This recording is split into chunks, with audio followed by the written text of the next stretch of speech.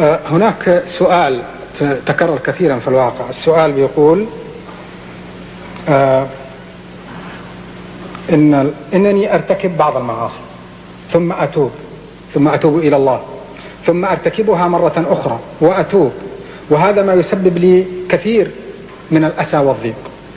أخبروني عن ذلك جزاكم الله خير. هذا يقع لكثير من الناس، واحمد ربك إذا كنت كلما وقعت في الذنب تبت، هذه من نعم الله.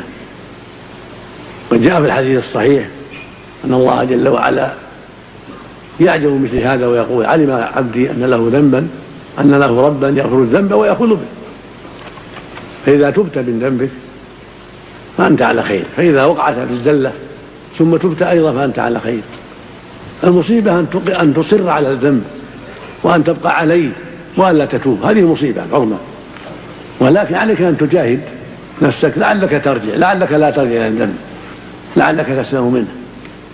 عليك أن تجاهد نفسك وأن تبذل وسعك في السلامة من الذنب والبعد عن أسبابه ومجالسة أهله، لعلك تنجو. ولكنك مع هذا ما دمت متى فعلته بادرت بالتوبة وعرفت خطرك وأنك على خطر عظيم فتبت توبة صادقة فأنت على خير. ولكن يجب أن تنتبه، لأن أخشى عليك من التكرار أن تعتاد الذنب ثم تترك التوبة ثم تقيم عليه، ولا حول ولا قوة إلا بالله. فالواجب الحذر من هذا الذنب، سواء كان شرب مسكر أو زنا أو عقوقا أو قطيعة رحم أو أكل ربا أو غير ذلك.